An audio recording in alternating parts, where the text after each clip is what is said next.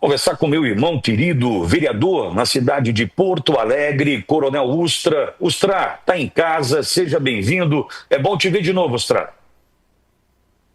Vitória, meu amigo, meu irmão, mais uma vez uma satisfação falar contigo, com toda a assistência da Auriverde Brasil, que vem explodindo a cada dia que passa, né? Então, te parabenizar, Vitória, porque realmente o teu canal aí está atingindo índices aí que, graças, né, ao apoio ao Rio Grande do Sul, pra gente comer Geral da República, PGR, defende que Coronel Ustra perca o cargo público. Aí deu aquela respirada. Olha lá, vamos lá. Pô, não esperou molhar o bico.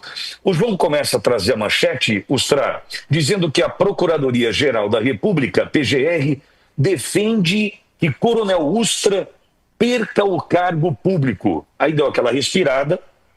Falei, pô, espera um pouquinho. O Ustra? Porto Alegre, vereador, meu amigo, meu irmão, não estou entendendo. Aí o João deu aquela respirada e seguiu. Por participação na ditadura.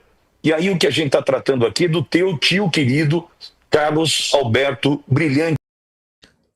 Cara, ele teve a moral de falar do teu tio querido.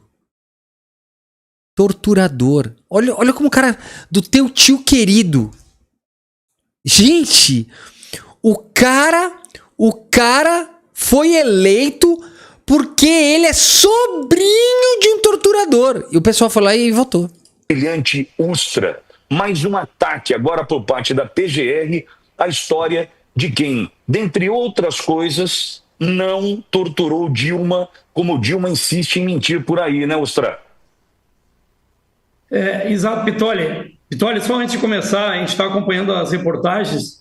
Queria mais uma vez me solidarizar ao povo de São Paulo, que eu gosto muito, tenho um carinho muito grande pelos paulistas, porque já passei por aí diversas vezes em missões presidenciais, diga-se de passagem, né? Muitas vezes em São Paulo, caiu mais um avião aí em São Paulo, e segundo os relatos que nós recebemos deste gaúcho, que mais uma vez para minha família, para a tia Joseída, foi designado pelo presidente para minha família, para a tia Joseída, para a Renata, para a Patrícia. Conversei com elas durante a semana, estão realmente muito tristes, mais uma vez. Nós tivemos, obviamente, o período militar iniciando em 64. E de 70 a 74, o coronel Carlos Alberto Brilhante Ustra foi designado pelo presidente, à época, que era o presidente Médici, para chefiar o DOI-CODE. E o que era o DOI-CODE? Era o Departamento de Operações de Informações, que era um órgão de inteligência, e o CODE era um Centro de Operações de Defesa Interna, que era um órgão operacional. Então, o que ele comandava em São Paulo era um órgão de inteligência associado a um órgão operacional. Então, os homens... Gente, percebam que a sala dele ali atrás tem a foto do Bolsonaro na parede. Percebam isso. Um cara investigado por golpe de Estado na parede dele. E tá lá. Vamos lá. Os homens do DOI-CODE iam para a rua combater o terrorismo, que visava a implantação da ditadura do proletariado. Então ele sempre fala, eles não lutaram... Olha o que ele tá falando.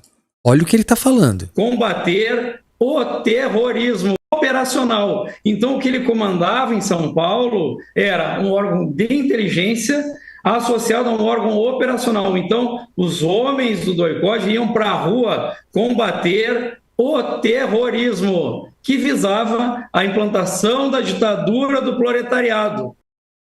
Gente, olha o espantalho que eles criam. Gente, a gente estava numa ditadura. Aquela época era ditadura. Já tinha uma ditadura instalada. E tinham pessoas que estavam se protegendo e não queriam a ditadura. O que existiam eram pessoas tentando retomar a democracia no país. E essas pessoas se protegiam escondidas porque estavam sendo torturadas. Elas se manifestavam. Quem é que ia conseguir tomar o país, Nazário? Não ia ter. Instalar a ditadura do proletariado. Não, a gente estava numa ditadura militar. Gente, é insano. Esse cara é insano. Isso aqui é uma bandidagem. Olha isso. Então ele sempre fala, eles não lutavam por liberdade, lutavam para implementar a ditadura proletariada, implementar o comunismo no Brasil. Isso aqui... Mano, os caras inventam, eles queriam implantar o comunismo no Brasil. O cara, a gente não tinha nem governo, eram ditadores armados no poder. Então quer dizer que o ditador armado no poder estava combatendo outros ditadores imaginários que vocês inventaram. Cara, olha, qualquer imbecil já sabe que os militares tomaram o poder justamente utilizando essa desculpa do comunismo. Era só uma desculpa para poder tomar o poder. Igualzinho aconteceu agora. Nós tivemos uma tentativa de golpe de Estado pelo quê? Porque o comunismo ia tomar o Brasil. Igualzinho! Idêntico! 2 vezes igual! Igual! Vocês inventam um inimigo para poder tomar o poder à força, para ter um subterfúgio, para ter uma desculpa esfarrapada, para dar um ar de legalidade, um ar de luta pro golpe de Estado. Tu é mentiroso, cara! Isso aqui tem que ficar bem claro. Em entrevista, Vitória, ao jornal Zero Hora aqui de Porto Alegre, que é um jornal mais conhecido aqui do Rio Grande do Sul, um dos mais importantes do país, né? A minha equipe teve esse brilhante trabalho aqui de resgatar uma entrevista. Eu vou dar em primeira mão aqui, Vitória, para você aqui, tá? E para tua assistência. Uma entrevista do jornal Zero Hora de 2014. E eu gostaria de abordar algumas partes dessa entrevista, porque foi a última entrevista que ele deu completa quando ainda estava vivo, obviamente. Então, eu gostaria de abordar algumas partes dessa entrevista que fique registrado aqui o que ele disse à época, que foi em 2014. Então, ele foi perguntado pela jornalista Zero Hora, o senhor participou, tinha conhecimento da realização de sessões de tortura no DOI-CODE? Ele respondeu, não. Eu não participei e não tinha conhecimento de sessões de tortura. Nossa! Nossa! Então o Brilhante Ustra era um santo. Em 2014, um jornal foi perguntar para o Brilhante Ustra se ele fez ou não fez. Nossa! Que prova que tu tem! Nossa, que prova! Nossa, agora é tudo verdade, agora esclareceu. O Brilhante Ustra enquanto estava vivo, deu uma entrevista em 2014 para um jornal do Sul e falou que não fez nada disso. Nossa, mãe do céu, nossa! Que prova magnífica! Excessos podem ter havido de ambos os lados. Excesso de ambos os lados. Excesso de ambos os lados. Um lado eram os militares, com todo o poderio bélico pago pelo povo, perseguindo pessoas que falassem mal do seu golpe de Estado, que foi dado um golpe de Estado no Brasil. E do outro lado, pessoas comuns, do dia a dia, tentando se proteger e tentando não serem pegos pela ditadura. E tentando convencer as pessoas de que o que os militares estavam fazendo era um golpe de Estado. Nossa! Dos dois lados, igual! Os dois lados são iguais. Igualzinho, os dois lados. Um lado, o exército, com 500.000 homens e um monte de arma, tanque de guerra, tudo. E do outro lado, pessoas da sociedade. Nossa! Tudo igual, igualzinho. Nossa, que igual! Nossa, dos dois lados teve excesso. Excesso dos dois lados. Nossa. Gente, tem que ser muito, muito, muito canalha pra falar um bagulho desse, gente. Muito, muito, muito. De ambos os lados. Pode ter havido excesso de um lado, o cara perder a paciência. Isso pode ter havido, mas isso é explorado pela esquerda, que quer desmoralizar com esse problema de tortura. Ah, claro. Não aconteceu nada, né? As pessoas que sumiram, o que foi? Abduzida? Veio um disco voador aqui e levou algumas pessoas que, coincidentemente, o exército estava procurando. Algumas pessoas que o exército estava dando uma procurada, chegou o ET e levou antes. Deve ter sido isso, né, cara de pau? Gente, olha, é inacreditável. Mário Lago, ator, autor e comunista, já dizia isso. Quando saírem da prisão, vocês sempre digam que foram torturados. Então...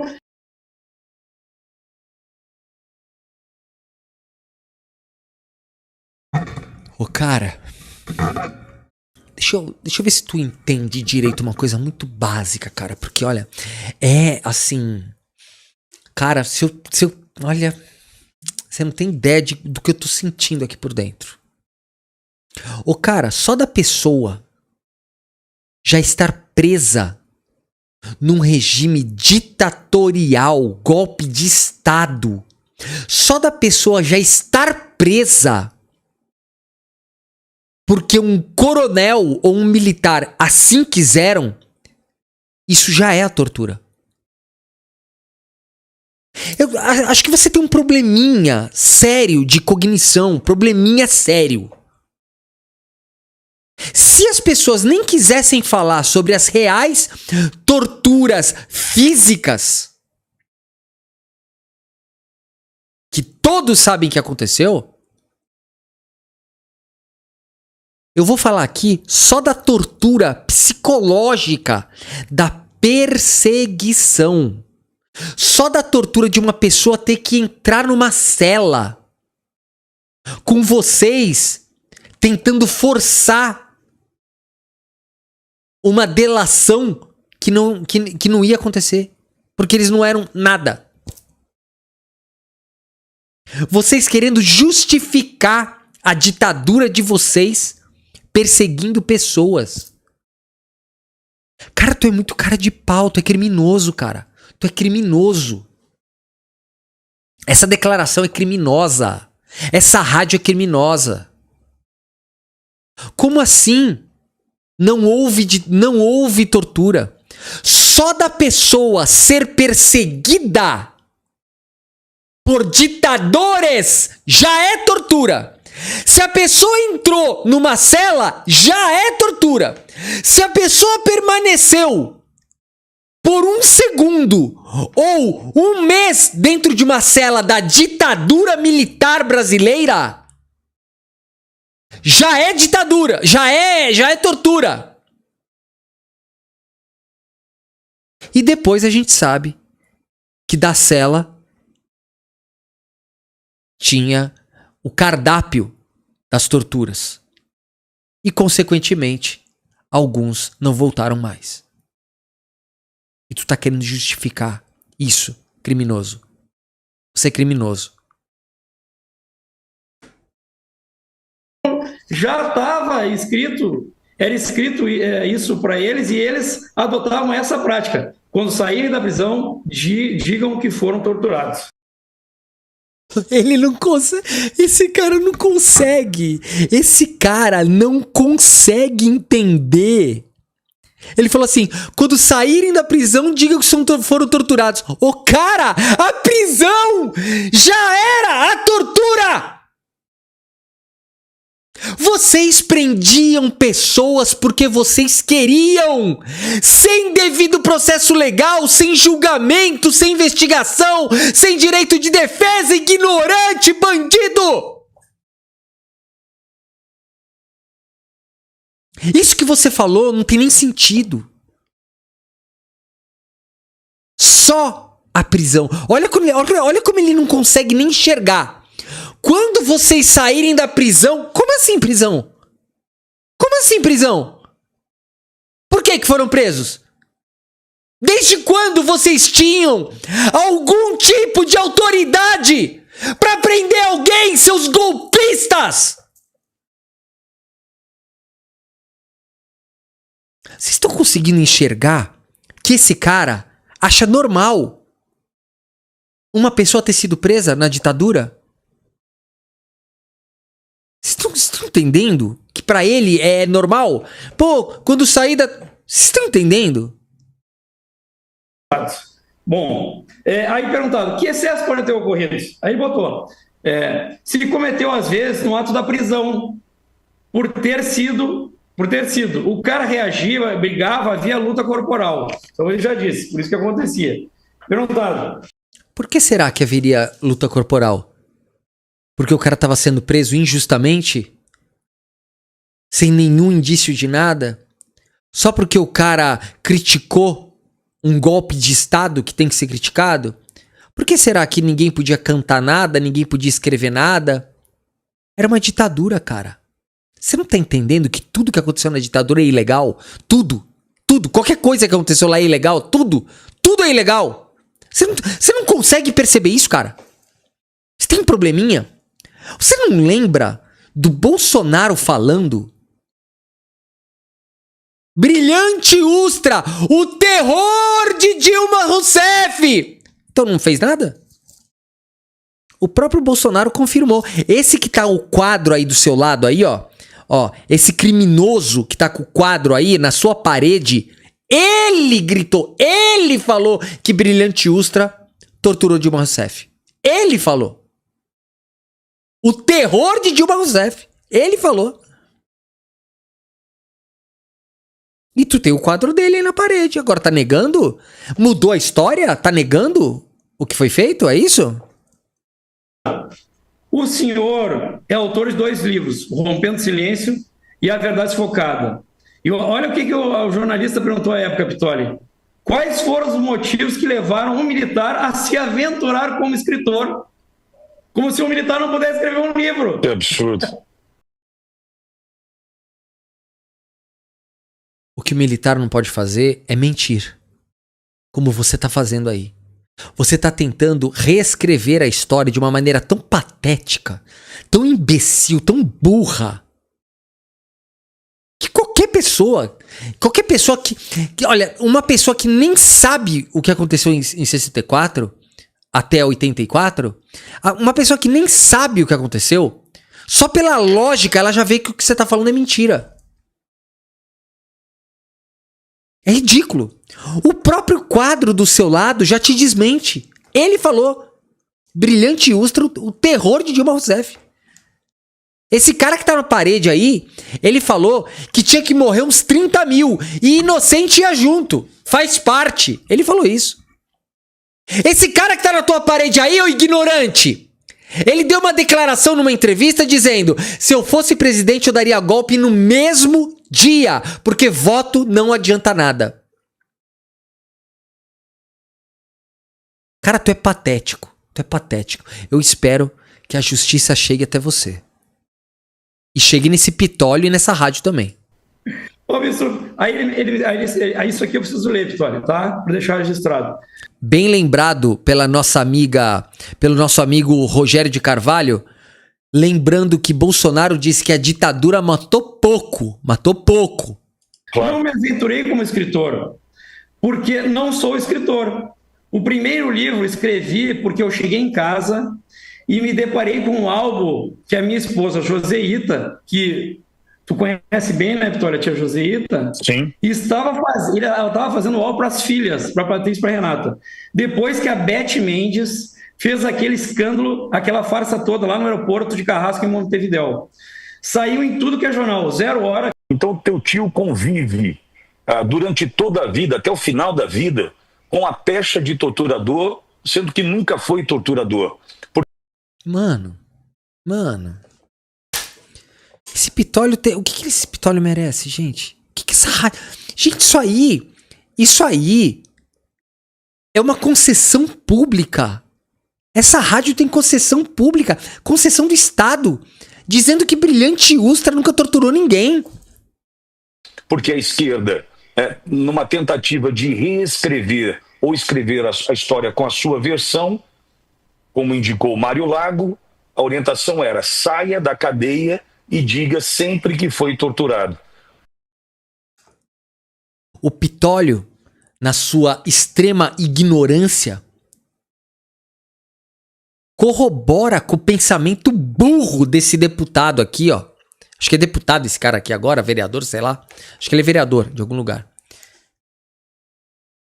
O Pitólio tá corroborando com esse pensamento burro. Ele fala assim: olha, quando você sair da prisão, diga que foi torturado. O cara, nem que eles não tivessem sido torturados, só de estarem presos já é a tortura. Será que esse Pitólio não consegue entender que o governo militar era ilegítimo? Que ninguém podia falar nada. Não existiam vozes contrárias, ô burro. Quem quisesse falar qualquer coisa era preso, idiota. Não era democracia, ô burro. O teu tio não participa disso, entretanto, ele é acusado de ser um torturador até o final da vida e se incomoda ao chegar em casa e perceber que essa acusação, grave acusação, começava a pesar sobre a história da sua família, em especial das filhas que ele guardava tanto, com tanto carinho. Claro, filhas. Aí ele decide escrever o livro para contar a sua verdade, embora a esquerda até hoje, haja visto o que está propondo a PGR, tenta fazer prevalecer essa mentira. Então, Ostra. Exatamente, Pitólio. E ele... aqui eu vou ler as palavras que ele disse quando o general Médici, presidente à época, chamou ele. Ó. Ela pergunta: como foi o convite para chefiar o DOI-CODE? O presidente Médici baixou uma diretriz de segurança interna, determinando que o exército assumisse o combate ao terrorismo. Um dia, o general Canavarro me chamou... Terrorismo. Qual terrorismo? Um grupo militar tomar o poder de um país, ameaçando civis, perseguindo pessoas, governo ilegítimo. Isso não é terrorismo? O que é o terrorismo? Qual o terrorismo que eles... Então quer dizer que eles inventaram um terrorismo para dizer que eles precisavam estar no poder. Engraçado. Não acharam os terroristas? Não acharam ninguém? Não teve? Ficaram 20 anos no poder, mamando na teta do governo? Gente, é muita vagabundagem, é muita vagabundagem. Me chamou e disse: olha o que o general disse à época para ele. Major, ele era major. O senhor foi designado para comandar o DOI-CODE II Exército, que era em São Paulo. Estamos numa guerra. Vá, assuma e comande com dignidade. Encarei como uma missão. Cheguei em casa e disse para a tia Joseíta, falou para a esposa, né? Nossa vida, olha o que eles passaram à época, Vitória. Nossa vida agora mudou. Vamos ter de ficar com 5 homens aqui em casa, comendo e dormindo, para a nossa segurança. E ele escreve: foi uma missão de sacrifício, sacrifício de vida. Escapei de 2 sequestros e... Gente, eu não aguento mais as mentiras desse cara. Olha, eu não vou ver esse vídeo até o final, gente, é muito absurdo.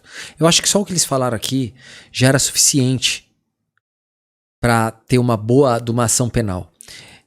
O Pitólio já falou sobre a Dilma, que ela era...